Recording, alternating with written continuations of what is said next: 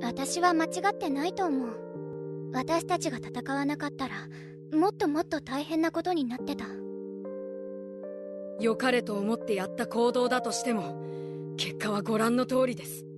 ミミさんには自己中心的なところがあります。Alright everybody, welcome to another Ink and Paint Club review. We're going to be talking about the newest Digimon Adventure Try film. What do you guys remember what this one was subtitled? No, I don't. I think it was like Determination or something. Yeah. It's the second one. I completely disregarded all the subtitles. I just remembered that they have subtitles. It's because I watch these. Because for us Americans, it's on Crunchyroll and they divide it up into episodes, so it's episodes 5 through 8. Anyway, my name is JD, and with me here this week, back from our last Digimon review, we've got Janette. Hi guys. And joining us for the first time is one of my good friends and the man who reblogs pretty much anything I put on Tumblr, Gary. Hi. So yeah, I guess we'll just go around and give our initial impressions before we get into the nitty-gritty of the story and stuff. So, Gary, you're the new guy here. What did you think of this group of episodes? Well, I think the first part, while it was fun, it was very unnecessary to the plot. Mm-hmm. And also, Leomon. I saw that coming the moment I saw it. Yeah, Melanie was watching this with me, and she has no context for anything Digimon, and as soon as Leomon showed up, it's like, he's gonna die by the end of this, I know he's going to. Yeah. Was that your impressions there? I actually... Oh, sorry. I thought you were me, I'm sorry. I did want it for them to, like, lengthen the rest of the plot a little more, because really the first part was just filler, and I feel like they could have done more with the rest of them. Sure. And fun fact, that onsen that they went to is a real place. The name is actually the name of the real place. They didn't put in like a generic name on there. It's interesting. Well, Janette, what did you think of this? I actually thought it was a big emotional roller coaster ride. Like, I did see the thing for Leomon. I actually got spoiler alert on that, so I already knew it was coming. But I didn't expect it to go down the way it went down. I thought like Ogremon was going to kill him, or that Cyber or whatever his name was. Yeah, I'm really showing off my Digimon knowledge. The big rare one, the one that's always in the video. Imperial Dramon? Yeah, Imperial Dramon. Yeah, that was. Yeah, I was expecting that too. Yeah. But no, instead it's like Mainkumon goes psycho and stabs him. Plot twist. What? Right. Oh yeah, if I didn't say it before, there's gonna be a little bit of there's gonna be huge spoilers here. So if you haven't watched it, I apologize. Just put it on the title of the video. Right. Yeah, they should know that by now. But anyway, there might be newcomers. That's true. But then there was all that stuff with Joe, and I thought that was really good. And I didn't. Yeah. I don't think the stuff with Mimi concluded nearly as well. It felt really uneven, especially compared to the arc with Joe. And the way it ended, it was sort of like, just felt really slapped on. But I really liked how they handled the arc with Joe. And I really liked it. I thought the parts where they were just showing the Digimon being playful and stuff, I understand why they put them in, but that didn't engage me nearly as much as like the meat of the show. Sure. Yeah. Them being playful in the school festival, that was more engaging than the bathhouse. Yeah, I can. Okay, so basically getting into plot here. This group of episodes, or this movie, kind of picks up where the last one picked up. You're getting the new girl, May. What's her name? Yeah. May. Yeah. You got this new girl, May, and her Digimon partner, Kumon, which is this. It's still bugging me that there's now 2 cats on the main team. Because we already had Gatomon, so why did we need another cat? But And they're both the same level as well. yeah, that was something I thought was interesting, is that they made a passing remark that, like, oh, Meicumon's a champion level 2. So Maybe that was it's a cat thing.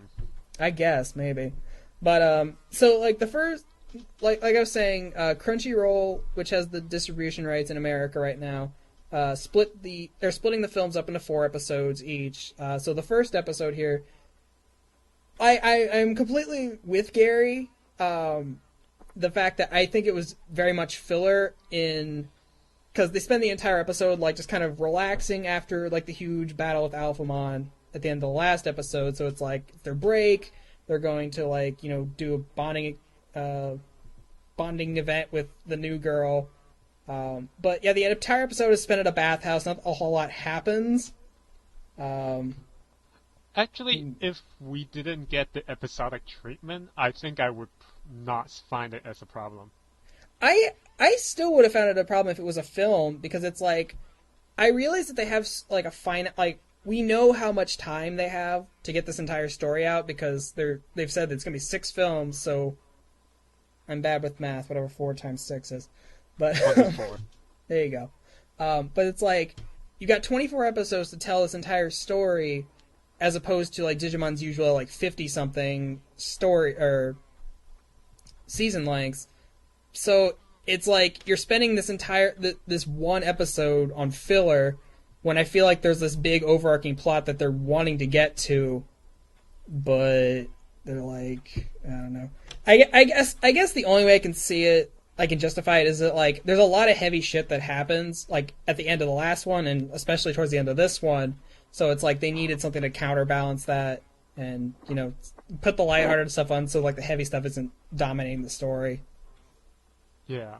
Well, I guess they do need some sort of minor event or activity that help bring the new girl into the group. Yeah. So I guess it works for that. You do kind of get to know May throughout the course of these episodes. She, like, Mimi kind of like takes her under her wing basically, and they have a lot of they basically spend the entirety of the episodes together. Mimi and May are like the best pair ever. Like, yeah, the polar opposite. Yeah. They're just so perfect together. Their dynamic nails it, and I just love them together. I love seeing them interact on the screen together. It just makes me so happy. Yeah, it's funny just watching like Mimi, who is so obnoxiously outgoing, paired with like this really tiny sheepish girl, and she doesn't want to do anything. Yeah. I actually like Mimi better in the movies than I ever liked her on the TV show. Like, she was really annoying in the TV show, but she's really cool in these movies. Yeah. Yeah, and I think getting into that, I'm really liking what they're doing with Mimi, because they finally addressed, like, because through the entirety of her character, she's been kind of obnoxious, kind of self-centered a little bit, and there's been times, especially when she got her crest back in the first season, she kind of like came to terms with that.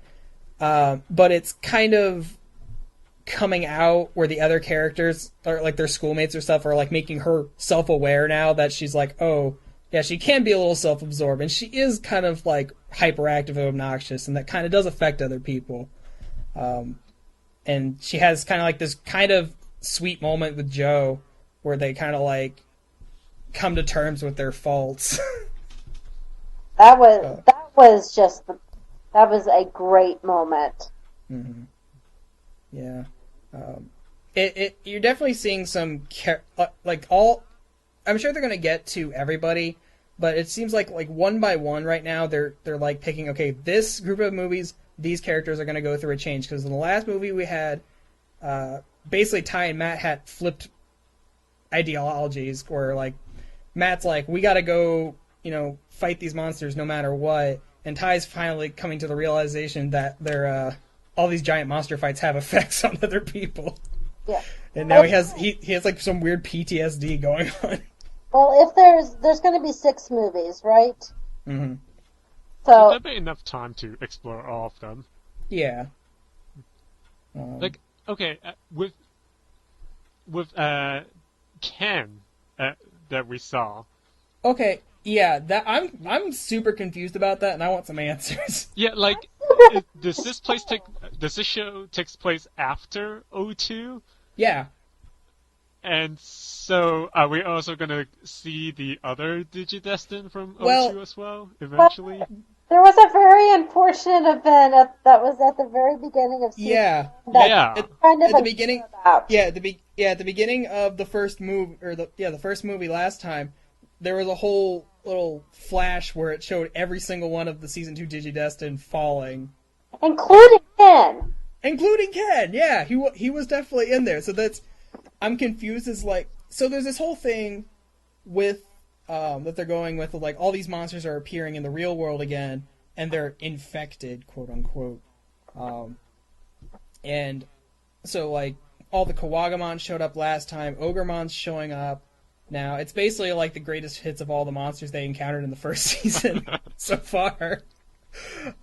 So I'm hoping for the Elvis monkey for the next movie. Edamon would be awesome to bring back. I loved bet him. Edamon. Edamon is a very popular villain, especially in the video games. So Edamon will probably appear.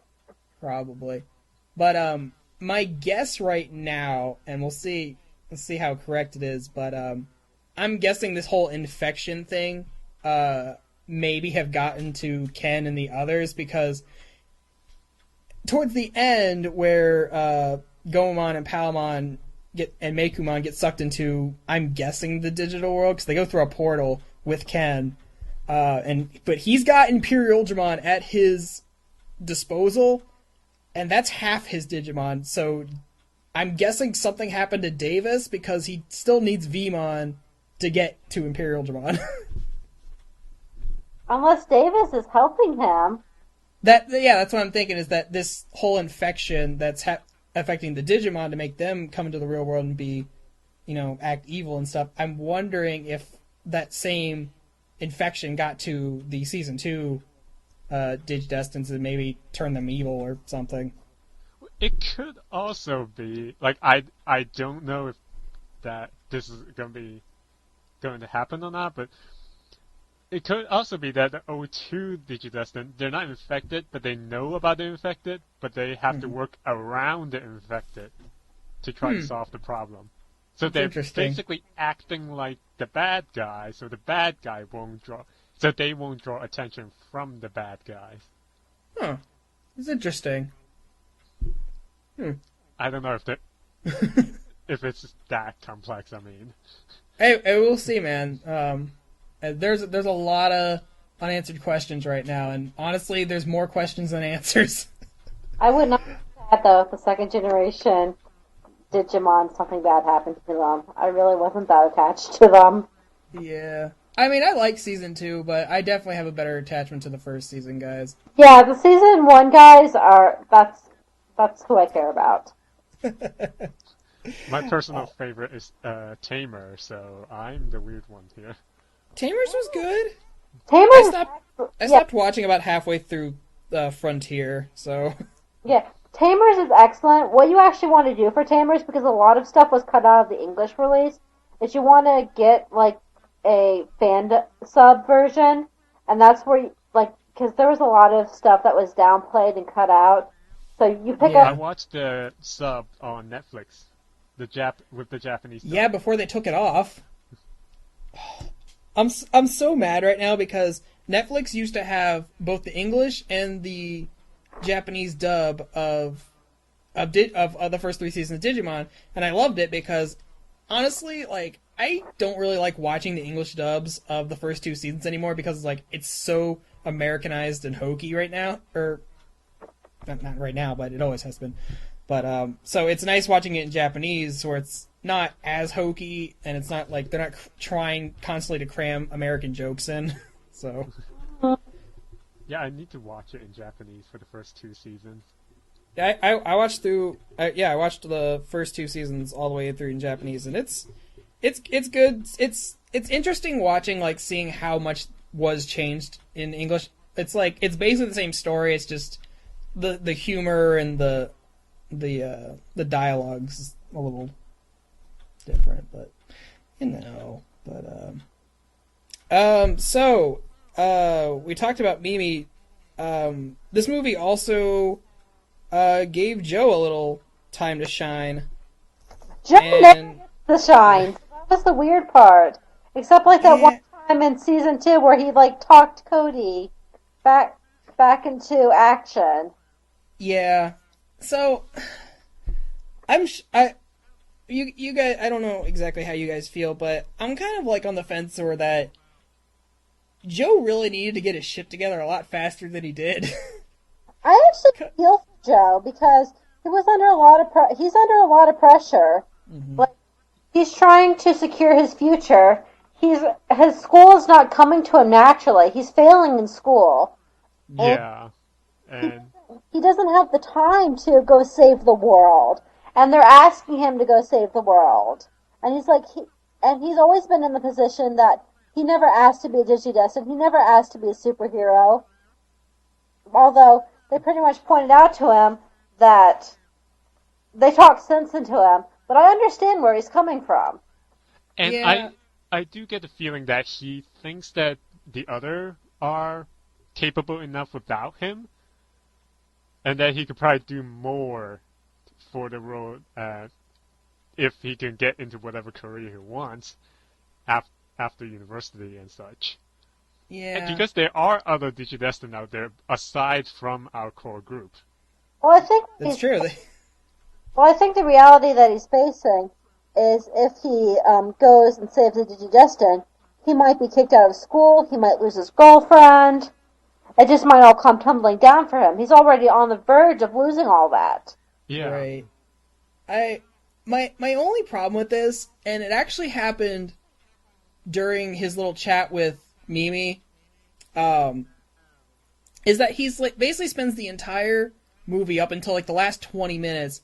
He spends the entire movie going like, oh, why is it always us that has to do this? Why can't anyone else do it? You know, I've got things to do.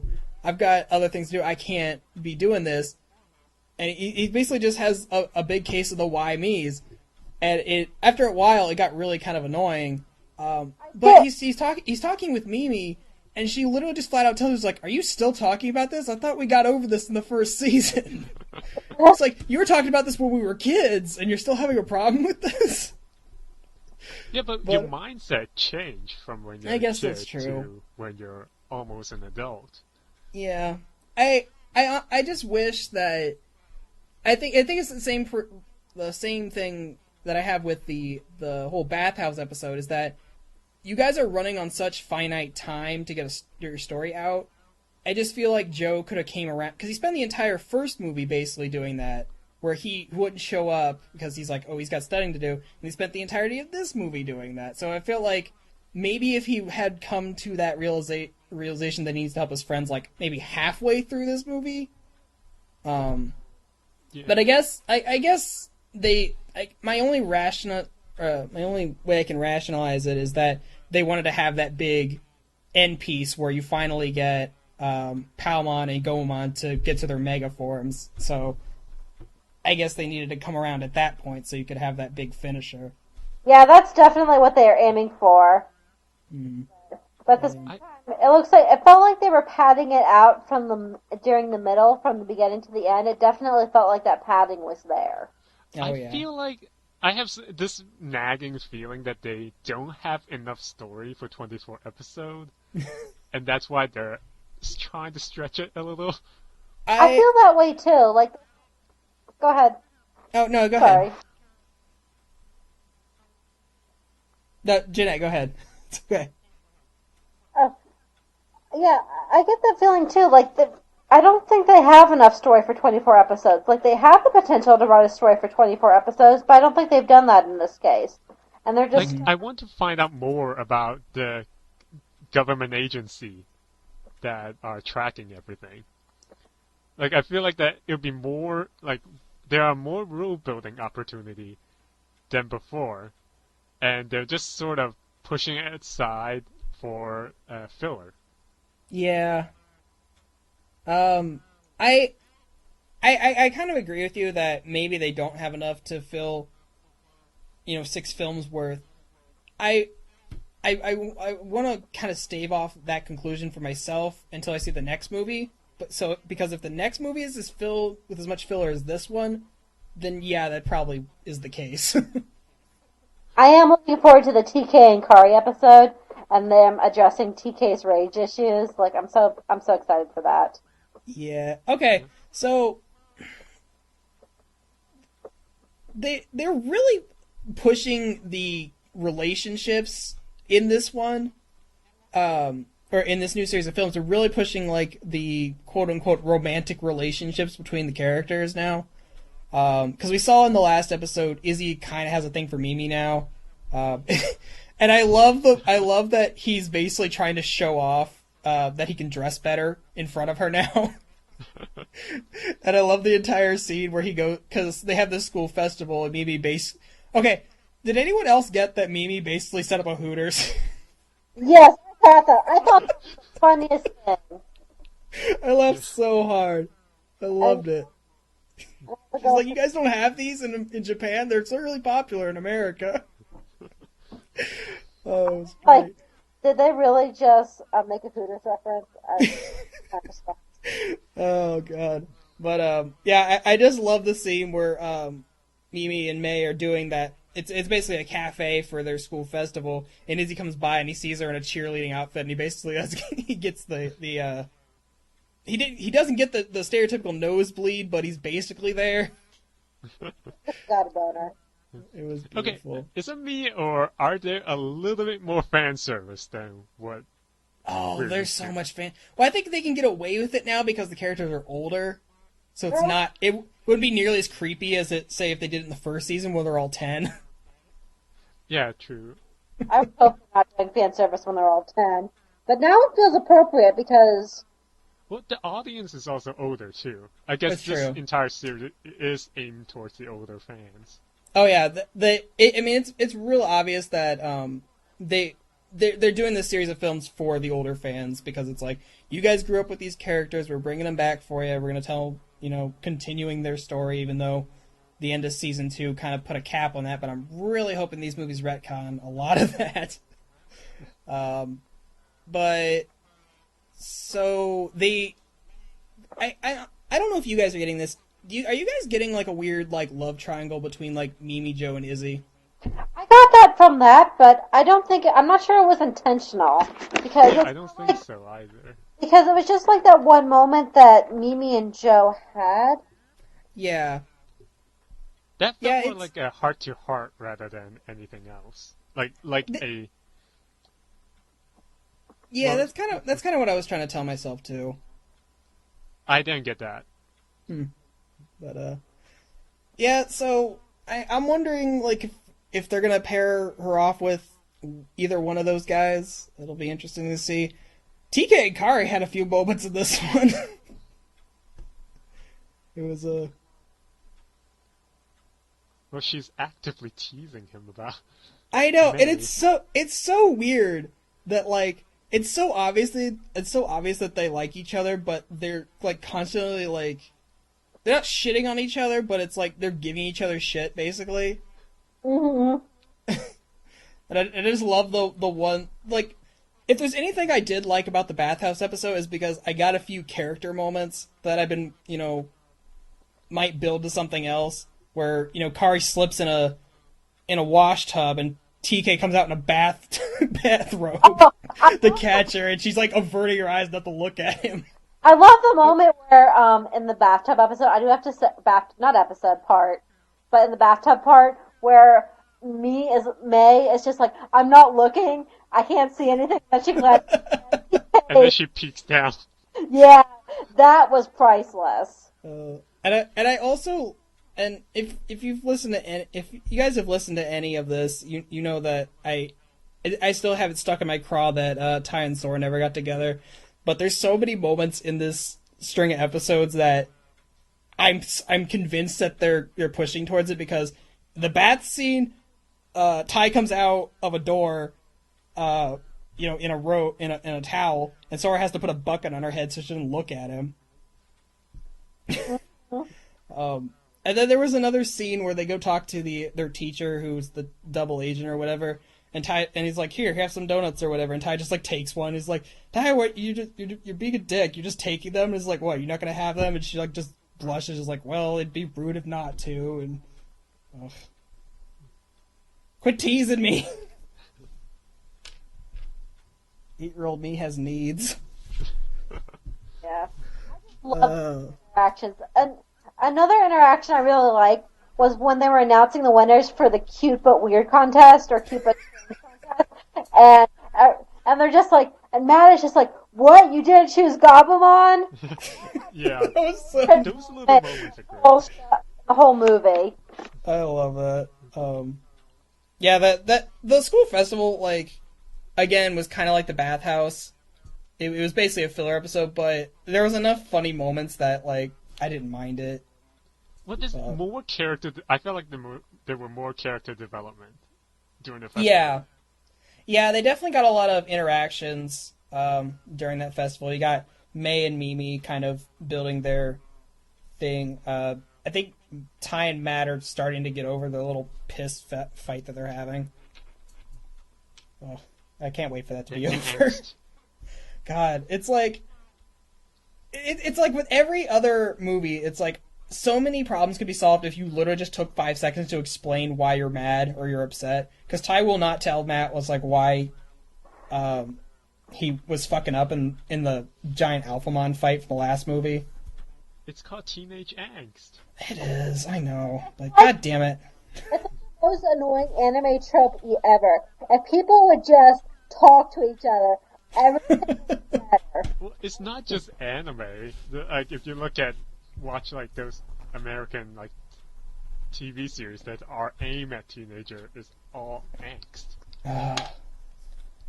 People just need to talk about their problems, man. But I kind of touched on it earlier, but I think like one of the last things I wanted to mention is that I'm really glad that these movies seem to be, if the posters are to be believed, that they're basically they're going to finally show everyone's final evolution that they didn't get to in the last series, because when they got to the fight with Ken at the end, Gomon finally gets to Vikemon, and you finally get to see Palmon turn into he's okay, and it's nice for me to finally have an official final evolution for him, because for the longest time I never knew if he turned into Vikemon or if he turned into Plesiamon. Can we just talk about how awesome those final evolutions were? Like, yeah, they were pretty awesome. Yeah, it did feel kind of rushed there at the end, that like, all right, go to your middle evolutions and then immediately go into the megas, but for that did have one more attack, unlike the previous movie. Mm-hmm. Yeah. It felt kind of rushed the way they showed up, but I'm happy. I'm glad that they're finally showing everybody. And I saw someone leaked a poster for the next movie, and it's got Tentomon's final evolution on it. So I'm glad we're finally going to see Hercules Kabuterimon. Well, I feel like that it's not like, it's very spoilery. I feel like, for having the final evolution on the posters. Yeah, but I think it I think it kind of sets you up for, like, these are the characters that are going to get their spotlight, because the poster for this movie had Mimi and Joe and their megas on it, and the next poster has TK and Izzy on it. It showed Hercules, Kabuterimon, and Patamon, so it didn't show Patamon's final, but we already know who his is, because we showed it in the the god-awful Digimon movie. It's only awful in the States. It's only no, yeah, you're exactly right. I can watch them in pieces in Japanese, and they're great. But God, I will only say one thing in defense of the Digimon movie: it has an amazing soundtrack. It is all the best ska music from the '90s. Yeah, oh true. God, this is so good. But so yeah, I'm excited for where this is going. This one kind of felt fillery, but there's enough plot details, especially with we finally know that like Ken's somewhat involved. He's reverted to his Digimon Emperor costume, so I'm interested to see where that's going. The first moment that I saw him is like, is he just walking around the real world dressing like that? And then, Well, he's jumping between. That makes more sense now. Yeah, he can open portals or something. But so we're wrapping up here. So I guess if you guys have any final thoughts for these. No. I'm a little pissed that it did end on a cliffhanger. I know the story's going to continue, but still, I hate. It's just a perfect personal reference. I hate cliffhangers. They're all going to end in cliffhangers. The next one's going to until the last one. Yeah. I'm positive. I can kind of see where Gary's coming from. Where like, at least at the last one, they like had this big fight with Alphamon and Omnimon, and that did kind of feel like a good bookend for that film. Yeah, exactly. But I can see where you're coming from. Where this one did kind of end on a cliffhanger. It's like Meikumon freaks the fuck out, kills Leomon, which I don't know what their deal with is anytime Leomon shows up, his fate is to die. In every single series, he is dies. there like an internal memo thing that they had, like when designing Leomons, that must die I guess every series? He and every is like, you know, he's gonna come back because that's just what they do. But it's fucking tragic every single time. But yeah, I definitely understand how this one kind of felt more cliffhangery than the last one, because it's like fucking Meikumon kills Leomon and jumps off into a portal and it ends right there. So. Oh yeah, what's with the May's Digivice turning? Yeah, okay, yeah. Could it be linked to her as well? That's because they said something about the government lady who's I can never remember the two agents, like is their teacher and then the government lady that kind of watch over them now, and I can never remember their names, but she basically said that like Meikumon is like if not the cause, but is related to like these infections and all Digimon coming to the real world now. Like it's Digirabies. Maybe. But yeah, she was saying that Meikumon has like it's connected to her somehow. So I'm interested to see how that she links up to that. But Janette, I'm sorry, we kind of cut you off earlier. Did you have any final thoughts you wanted to say? Nope, I'm good. Okay. Gary, when is the next one coming out? It said summer. So I'm probably gonna guess maybe like July, August, because I think the last one came out in like November. So it's a good 4 or 5 months between films, which I don't mind, because that means like for the like next year and a half we're gonna have new Digimon. So. I will say happy. one thing. One more thing. It's that the animation quality on the first one has... I have some issue with it. It's just a little jaggedy. But I feel like it's a lot smoother for the second one here. In the first movie? Yeah. Oh, okay. Yeah, because I was going to say, like, I think maybe, at least for this film, I think, like, early on, like, with the bathhouse and all the festival and stuff, I think they may have limited the animation a little bit, because they wanted to save their animation budget for that big final battle, or any of the fight scenes, really, because any of the fight scenes, like especially the one with fucking Togemon and Ogremon in the park, that was pretty cool. I like that one. My expectation was a little higher, because it's supposed to be movies that they release in theater in Japan, so I thought that at least, well, compared to other anime movie that came out recently, I thought it's going to be a little more. Yeah, I'm glad they're releasing it as episodes here, because it definitely feels like that format fits it better. To break it up into like little half-hour bites. So that's I think it's good that they're doing like that. All right, well, I guess that wraps it up for this review. I hope you listening at home enjoyed it. Our last Digimon review is actually still our highest rated episode, so hopefully this one will do just as well. Yeah. So, like always, head on over to our Facebook page. There's a link in the description. Give us a like on there, and we post animation news pretty much every day to there. So go ahead and do that for us. That'd be amazing. And share these episodes with your friends or any of your other Digimon fan people. Tumblr seems to like it. My Tumblr feed is full of it right now. But yeah. Digimon wallpapers for my computer. That'd be cool. Yeah, I need to change my wallpaper. It's still Fire Emblem right now. But yeah. So Gary, Janette, thank you so much for joining me today. Awesome. Well, thank you for having me. Thank you for inviting us. Yeah, of course. I'm always happy to get new people on here, get fresh perspectives and stuff. Alright, so again, thank you everybody for listening, and we will catch you next time.